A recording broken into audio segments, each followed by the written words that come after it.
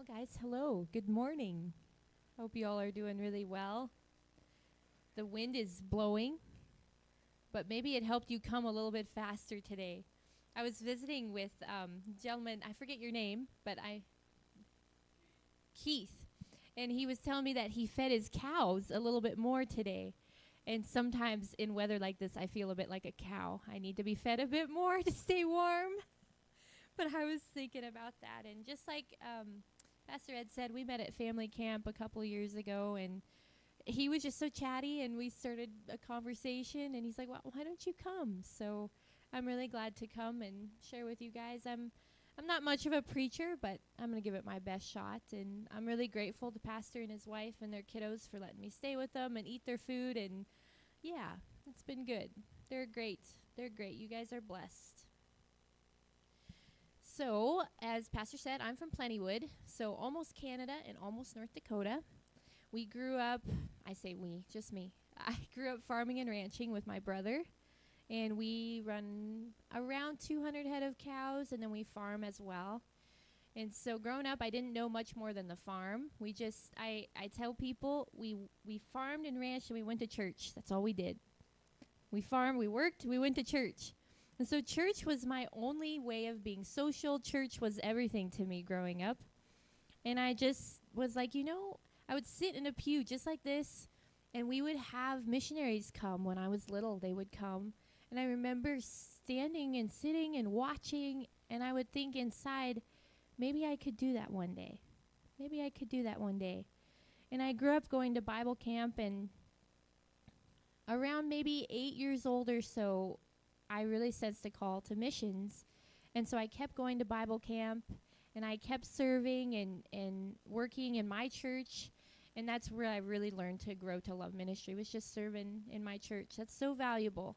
If your kids are growing up, they're getting to help in church. And I even watch the pastor's kids. They know everything. They're learning the computer and everything. And serving your local church is one of the best ways to get introduced to ministry. And that's how it was for me.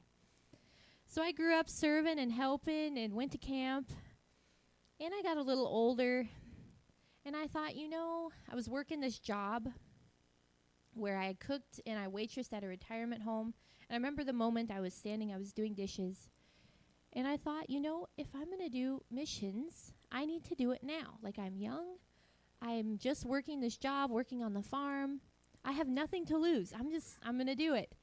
And long story short, I was introduced to a couple who introduced me to the MA program. I started fundraising, and that was 5 years ago now. So I've been on the field almost 3 years and in language school 1 year, so a total of 4 years. And God's been good. I don't know if there are pictures behind you there, but this is my youth crew. We started this. Not a lot of them speak English. Most of our church plant is in English, but these guys, they don't speak much English. They speak a language called Papiamentu, and it's a mixture of Portuguese, Spanish, Dutch, and English. So I would try my best to speak a mixture of English and Papiamentu with them. My Papiamentu is not good. I can say bon dia, which is good morning, and kombai, how are you? My spiritual vocabulary is still very small. Very, very small. So this is our youth crew. This was the last time I was with them, because when I left it to a little lady who'd been helping me, and she's still running it, doing a great job. You can go. I don't know what the next one is, but just go to the next one. Oh, this is in the park. So we started young adults. I lived in a little tiny apartment, and so I didn't have room for everyone in my house. And so I said, guys, let's get together at a park. And so we would go to the park.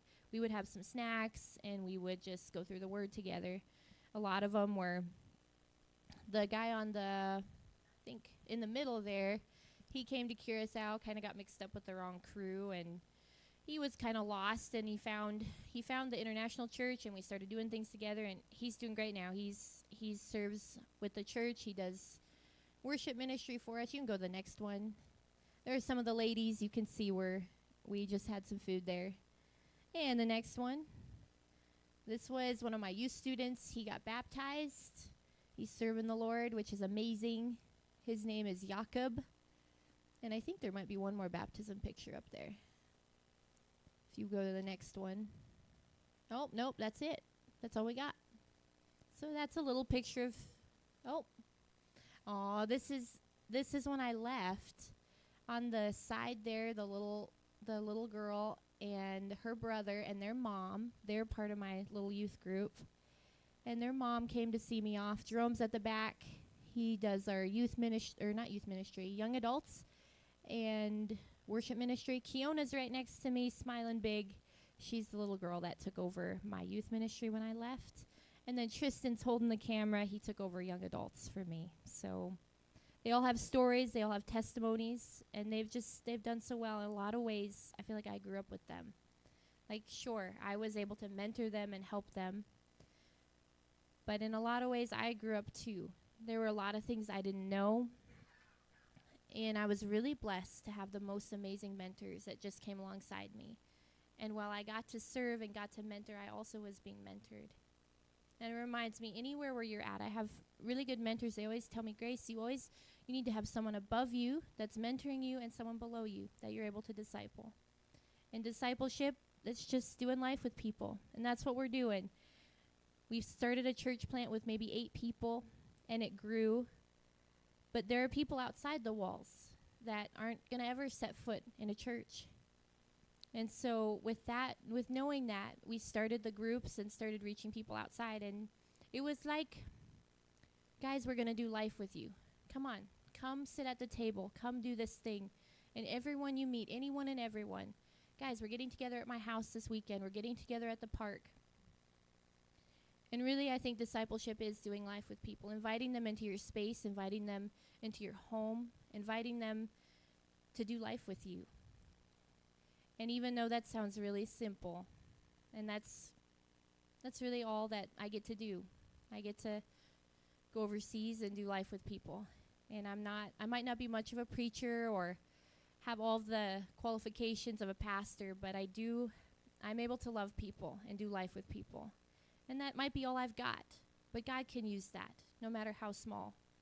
So if you all have your Bibles, we're going to go to John chapter 6. And I probably won't read everything. I'll probably more tell the account, but you have it in front of you there. And it talks about Jesus. He had gone over the Sea of Galilee, and a huge crowd followed him because they'd seen all the signs and wonders and things that he was doing, and I guess they were drawn to him because he was doing things for people. And so it got to be kind of a long day, and maybe the sun was setting, it was getting dark. And he goes to one of his disciples. He's like, how are we going to feed all these people? And his disciple is like, Jesus, like, you do realize it would take more than a year's wages to feed all of these people. But God already had a plan. Jesus knew what he was going to do. And so not too long after that, another disciple came, and he goes, Jesus, like, there is this boy that has 5 loaves and 2 fishes, but what are they among so many? It's not going to do anything. Like, no one will have hardly even a bite. But all along, Jesus had a plan. And he goes, okay, guys, take the bread, take the fish, divide it up, and begin to pass it out. And as the disciples began to pass it out, it began to multiply, began to grow. And even once everyone had their fill, over 5,000 men, and that's not counting the women and children, there were leftovers. There was more than anyone could ever imagine that God was able to provide. And it wasn't done in maybe the way the disciples thought it would be done. They thought, we have to come up with money to feed all these people because we don't have enough. But Jesus took what he had, just those 5 loaves and 2 fishes, and he made it enough. And when it comes to discipleship, sometimes I think we think, I don't have enough. I don't have like money to make elaborate meals for people, or maybe I don't have a lot of colleagues, or maybe I just work on the farm. I don't know a lot of people. But God can take whatever it is. He can take whatever it is, and he can multiply it beyond what we could ever imagine. Even though it's simple, even though it's just 5 loaves of bread and 2 fish, he can take it and he can multiply it. And all the way through Scripture, we see God doing things in his way and in his timing. We think in our minds, oh, we know how to do this. The disciples thought, oh, like, we're going to have to pay for food for all these people. But God had his way. I've been thinking a lot about the story of Abraham, mostly because I've been doing this Old Testament class. And they had us do this assignment where we had to pick a theme and then a Bible character to go with the theme. And so we had been talking a lot about Abraham. And if you guys don't know the story of Abraham, I kind of relate to him a little bit because God was just like, you're going to go, and I'm going to give you this land. Not only that, I'm going to give you a son. And Abraham was like, I don't know about all that. But he did go. But Abraham had in his mind a way that he thought things were going to be. He was going through land. He was walking. Different times he lied to protect himself. Different times even he questioned God. And we find him different times being like, God, like, what are you doing? You promised me a son. And every single time God reminds him of his sovereignty. He's like, Abraham, I am the sovereign Lord who made you. And we find that even in Job, where he's like, who made you? God always reminds Abraham, I am sovereign. I will do things in my way and in my time. And we get a little further down, and eventually he meets a man on the road. And the man says, you're going to have a son.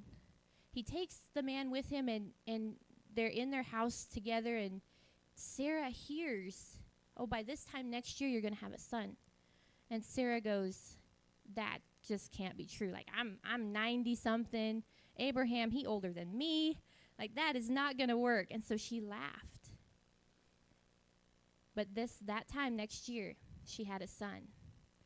And in the meantime, things got a little out of hand, where they thought, you know what, we're going to try to accomplish this in our time and in our way.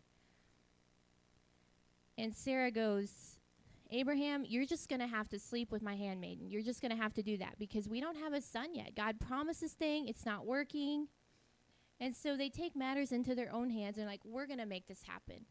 We're going to do it. And once again, God, he comes to Abraham. He says, Abraham, he's not going to be my promised son. I'll bless him. But you're going to have a son. You're going to have a son by your wife, Sarah. And it wasn't too long, and he did. And that reminds me, once again, God does things in his time and in his way.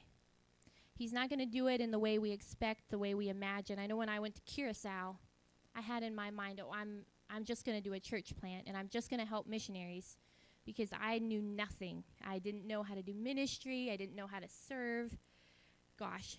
For context, my first plane ride was an overseas plane ride to language school. I'd never even been on a plane. I didn't know anything about ministry, and I knew nothing about life. So I go there, and sure, we plant this church, but I'm like really nervous. I'm like, I don't know what I'm going to do. And the first year or so was pretty tough for me. I mean, I grew up on a farm, didn't know anything. And just I'm in the middle of this new culture. And I'm just like, God, what are you doing? And I didn't know if I'd be able to, well, to be blunt, I didn't know if I could hack it, if I could stay. Like I was like, God, I don't know about this. I know you called me, but I don't know about this. And the moment I was on my knees and I said, okay, God, if you want me to stay, if you want me to do this thing, you're going to have to do it. And you're going to have to do it in your way. And so not too long after that, my mentors came to me and they go, Grace, you do really, really well with the youth and the young adults. They seem to really like you. They want to hang out with you. They want to do things with you. You seem to connect them. Why don't you start some groups? And I was like, I don't think I can do that. Once again, I don't know anything. And they're like, you know what, Grace? We're going to give you what you need, and then you get started. So we started, maybe 3 of us in a park, and I didn't know how it was going to go. I invited some people that I had met that either didn't know the Lord or were kind of falling away from him. And we met, and we started to grow. People really enjoyed just doing life. And different times, it was like, well, if you're not busy, you can drop by the house and come through. And it got to be where my home, people would just drop by and say hello. And they were just doing life. We were doing life together. And it's just been amazing. It's been amazing to watch what God does in his way and in his time. I don't want to keep you guys too long. I'm not usually very long-winded, but sometimes I get a little sidetracked with bunny trails, and so I'm like, what was I saying?